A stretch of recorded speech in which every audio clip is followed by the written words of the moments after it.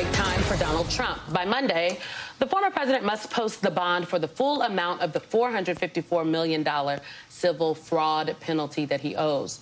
And if he doesn't, New York Attorney General Letitia James could start trying to seize his bank accounts and properties. Trump's legal team says it's almost impossible to secure that amount of money. But on his social media platform, Trump's been bragging that he actually has almost $500 million in cash on hand. Okay. Then you got also happening this Monday. We will likely find out when Donald Trump's criminal hush money trial will begin. One of the key witnesses in that trial, to that case, joins us now, Donald Trump's former personal attorney, Michael Cohen. He is the host of podcasts Mea Culpa and Political Beat Down. He's also the author of Revenge, How Donald Trump Weaponized the U.S. Department of Justice Against His Critics, and Disloyal, a memoir. You're a busy man, Michael Cohen. I know, right? I'm so impressed with myself. Well, dang. You write another book yet? You got two podcasts, two books. Two podcasts, two books. I know. We'll work on the third book. We'll do a trilogy. Well, let's the trilogy of terror. Let's talk about the third book, because there's big things happening on Monday. Specifically, I'm particularly interested in this question of whether or not, Michael, he's able to come up with the bond. Both, is he able to come up with it, and how does he come up with it? What do you think happens? Obviously, nobody knows. It's a privately held company, and Donald, in one set, has his lawyers tell the judge he doesn't have the money. It is impossible to obtain a bond for that amount of money. But then he goes on his Untruth Social platform, and he starts bragging about how he has $500 million. Well, if that's true, sounds to me like there's a little perjury charge going on here, because you made a statement to the court that you have the money, you don't have the money. Is it a lie? Is it not a lie? With Donald Trump, you never know.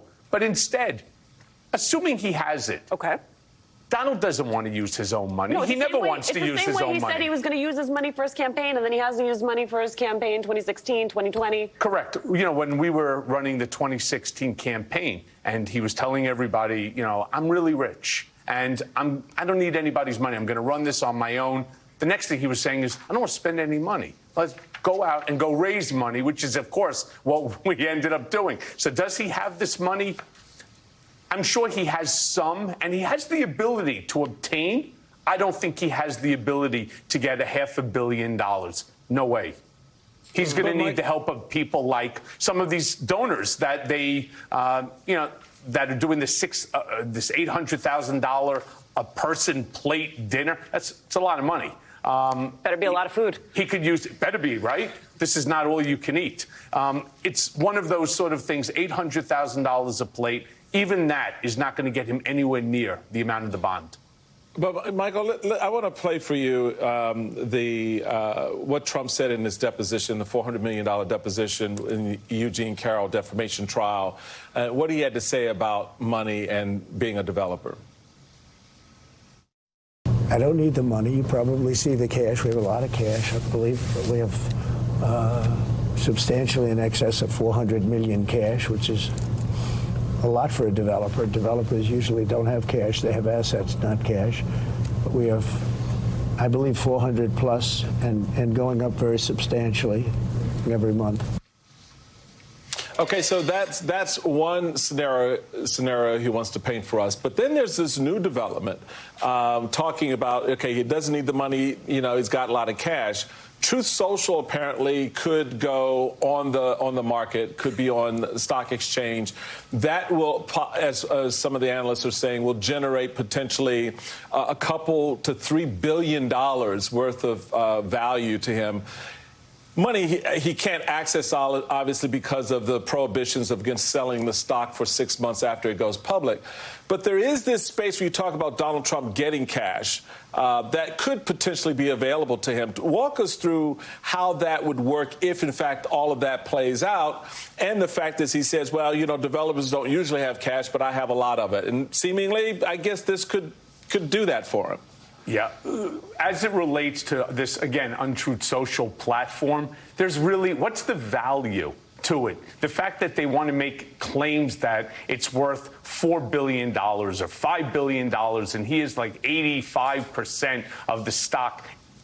wouldn't that stock be valued based upon its profitability? I understand that it's got like 15 million, users onto it. I mean, compare that to somebody like Taylor Swift, who has 120 million followers, 120 million. What is the profitability that they're making these statements that it's worth not just into the millions or the hundreds of millions, but into the billions of dollars? I don't buy it either. They're trying to hype up the stock the same way that they would do it for Trump Mortgage, Trump University, Trump Vodka, Trump Steaks, Trump this, Trump that. It's not worth anything. There's no profitability, and there's no future sight for that profitability either. I mean, who wants to go on to Truth Social? It's nonsense, and I don't think that anybody's going to take the stock as an advance for cash.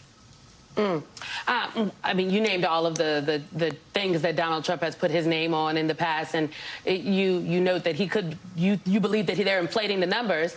Literally, that is what he is in trouble with Tish James in New York for doing, inflating his assets, lying about his assets to essentially defraud the taxpayers in New York. I want to turn to the other case that we have been watching, Michael, because you are a key part of that case. I'm talking about what's been known as the hush money trial.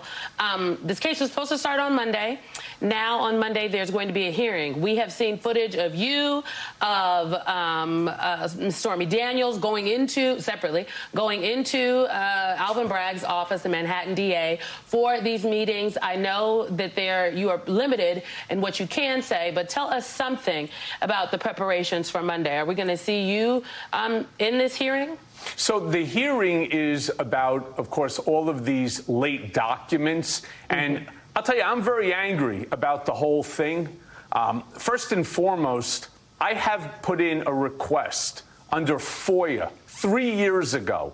And originally, and I write about this in the book, Revenge, originally they stated that there are no documents that are relevant to your request.